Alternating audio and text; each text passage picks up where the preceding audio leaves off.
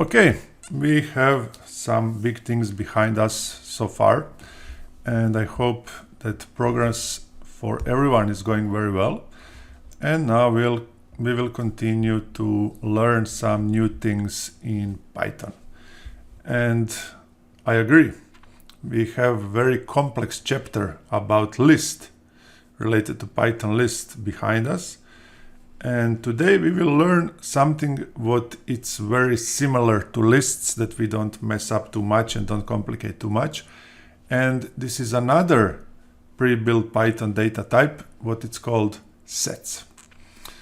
And to make everyone to see this better, I will extend this editor and I will switch where we need to be. And let's talk about sets. First thing is, sets are very similar to lists, and this is good. And we will just learn what's the main difference between lists and sets. Of course, first and main difference is how we write them in the code, and we will reach that part a little bit later in this video.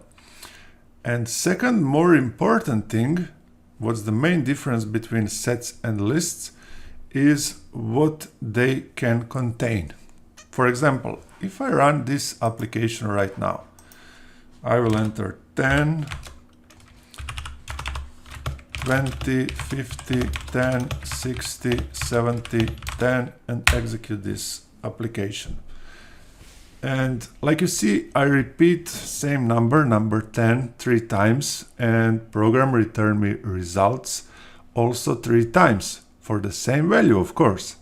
And this is totally okay, because this is something what we are allowed to do with lists, and we didn't make any additional checking for repeated content. But when we come to sets, main difference between lists and sets is that sets can contain only unique values. So that means everything what you have in sets, for example, what's the set number to 10? It's 1, 2, 3, 4, 5, 6, 7, 8, 9, 10. It's not 1, 2, 2, 2, 3, 4, 5, 5, 5. So contains only unique numbers. That's actually very logical, because if you compare this, what I just said, with, I don't know, some real life example. Let's say that you are a fan of some music band and you follow their work from the beginning until today, and you buy each and every album they ever published from the beginning until today. So you can, for sure, you can say that you have whole set of albums they published. So that doesn't mean that you have 3 same albums. That means that you have all albums they published, and each album is unique. So it's not duplicated content. So you have unique content, whole set of things they publish. So when you return now to Python code, and when you compare this, what I just said, with Python code, and try to repeat and translate what sets are, I think it's clear. So set is something what contain items which are unique. So now, how we will define sets in our code, and how we will say that something is set. First, we will use this function what we just built here, and we will move it to new variable. And that variable, we can call it provided number is this. And we also need to change that here. Instead of this function, now we have provided number. To be sure that everything works, when we run application right now, we need to provide several numbers and get the same results. So this is okay. So now, how to make this list to be set? Well, it's very easy. Simply type set and put it in parentheses, like this. So now when we rerun this program, and now we will enter 10, 20, 30, 10, 20, and we will get only results for unique value 10, 20, 30, and again repeated values 10, 10, 20 won't be calculated again. To dig deeper, a little bit understand this what we just did, let's do something else. Let's, for example, tell Python to tell us,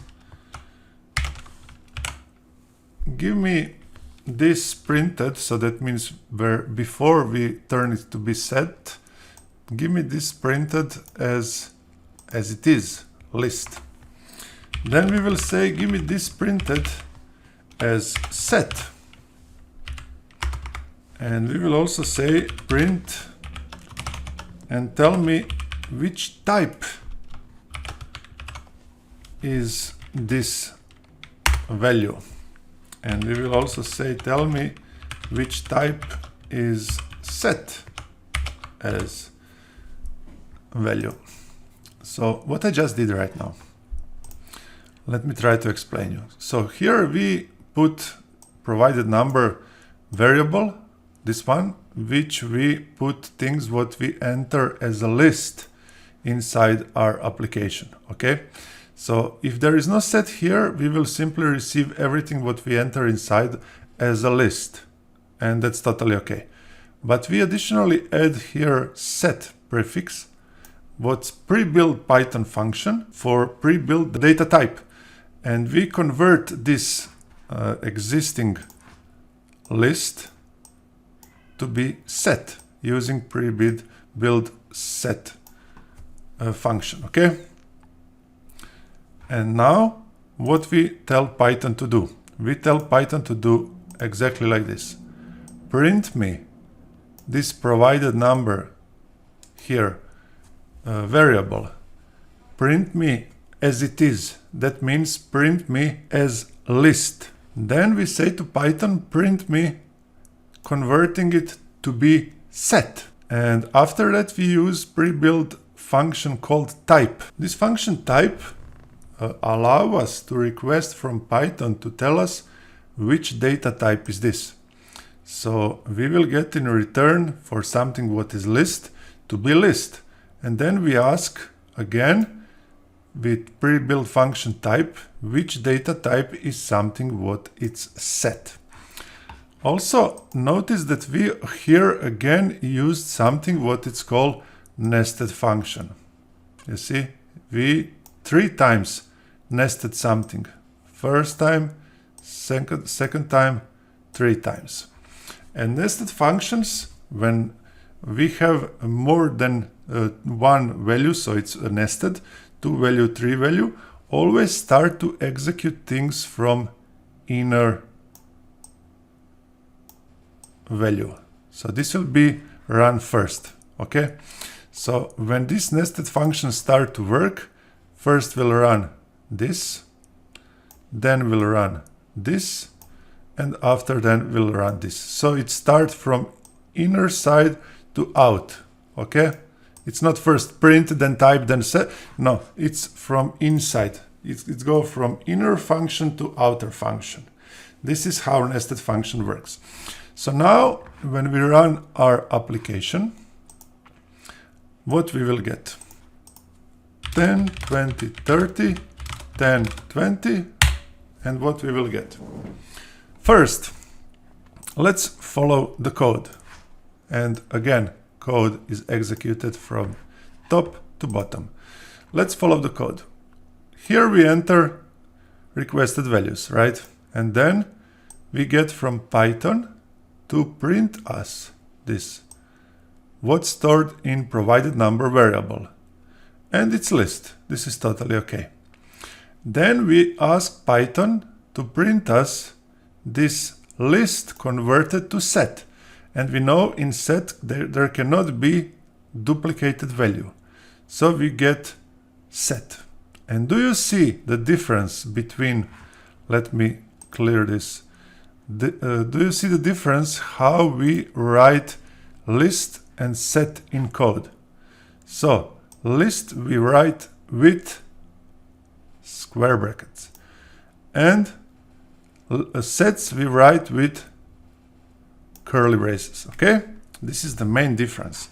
So how it starts, it's the main difference how you can recognize list and set in code. Okay, let's go to the next thing what happened in our code. We then ask Python, print us which data type is this variable provided number.